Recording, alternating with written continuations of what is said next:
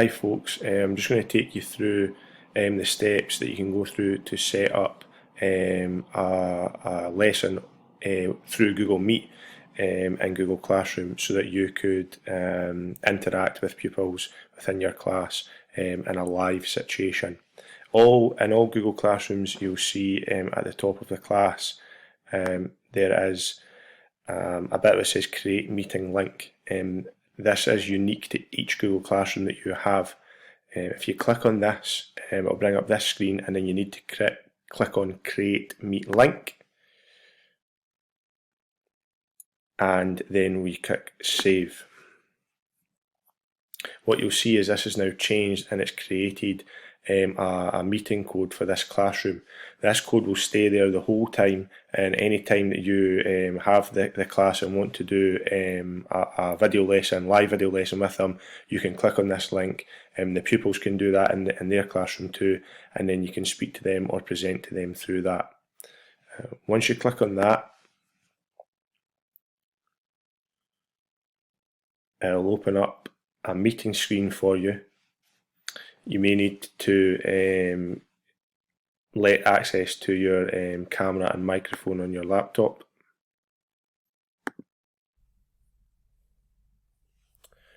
So here on this screen here, you're not actually in the meeting just now, so before you join the meeting, you can switch your camera off, and then you could switch your microphone off. You probably want that on so you could speak to the pupils, but you can turn your camera off so that nothing will be seen when you join the meeting. You then click on join now, and that will take you into the meeting. You just close this, minimise this screen down, because all the people should be there, and this is the screen you'll see when your camera is switched off.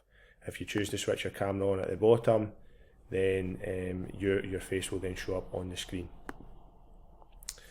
When the pupils come into the meeting, they will appear along the side here, and then you would have the ability to mute the pupils, which you would probably ask them to do.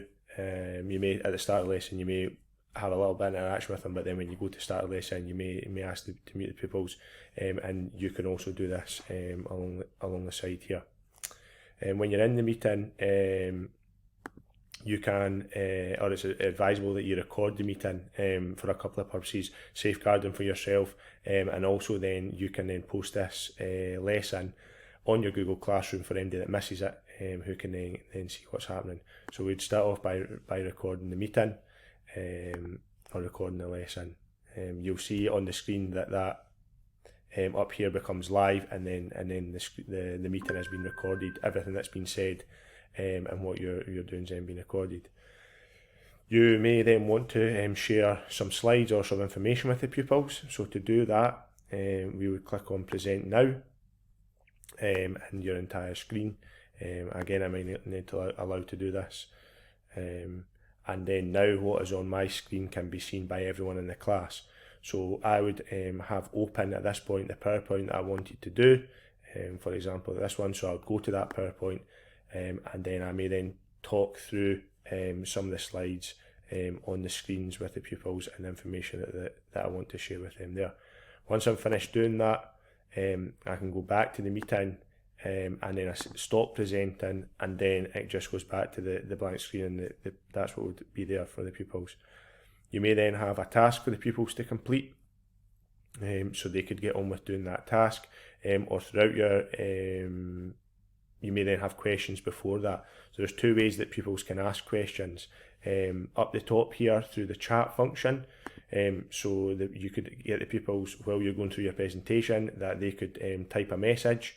So if they wanted clarification on something, then you could go over that, or the other way you can do that is down the bottom. The pupils have the ability to raise their hand, so you could ask pupils that they would raise their hand when they have a question, and then you'll be able to see that this comes up on the side of the screen here, and then you can then go through that. Once the pupils had the question answered, they can then lower their hand and do that. You may want to record the entire lesson, or you may, once you've finished presenting your screen, what you may want to do is you may want to stop recording at that point, and And what then that will do is that will save that video to your Google Drive for you to then post into the classroom later on. You then, if you're staying on the screen and you're still going to be interacting with pupils, you may then want to start recording the meeting again. But this way you're not going to have a 50-minute recording where you're going to have your presentation followed by silence or pupils asking questions. It's going to create two different videos.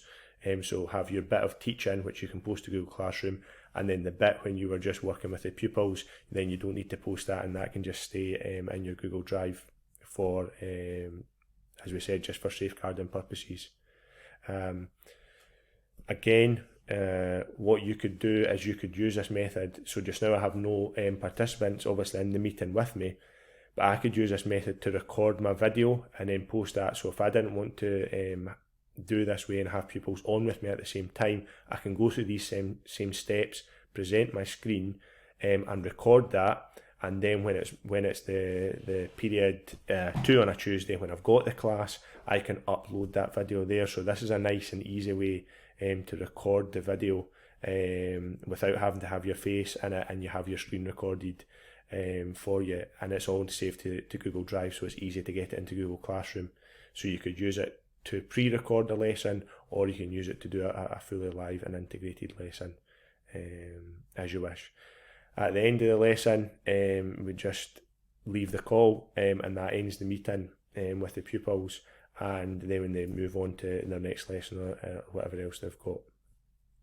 Once you have completed your live lesson, you can then upload the video to your Google Classroom, or if you've pre-recorded the video using the Google Meet function, then you can upload it in the same way. So in the stream in the class, you go to write something and click on add, and then Google Drive. And then in My Drive, you'll see that if you've made a recording, you'll see a meeting recording folder. If you go inside this, you'll see the recordings that you've made, and you can select the one that you want, and then you can insert that there.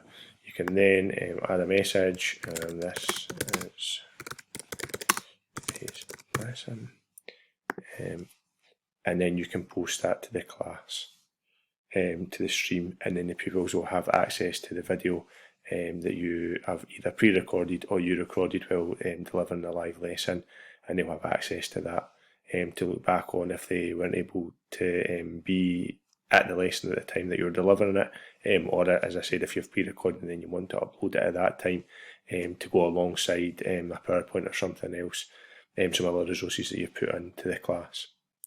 Also, as you'll see up at the top, at the bit right back at the start, we created that meeting link. That then's now there in the classroom, and it stays there. So that when you have another lesson later on in the week, you can then just click on that, and that'll straight away open up the meeting function, and they'll be the exact same for the pupils. So the first time when you do that, you might need to send a little message and instructions to say to them that they'll need to click on the link with a camera at the appropriate time to do that, and thereafter if they'll be in the habit of doing that, so at the time that you've got that lesson and you can let them know to do that, then they'll click on that, and that automatically stays there just for that specific class. So there's no need to share codes or do anything like that. It's all there for the pupils, nice and easy to do. Some of the benefits obviously of this are you're able to get the instant feedback from the pupils, that connection that they can hear you, you can hear them, and hopefully that should increase the engagement that we have with pupils on online learning this time.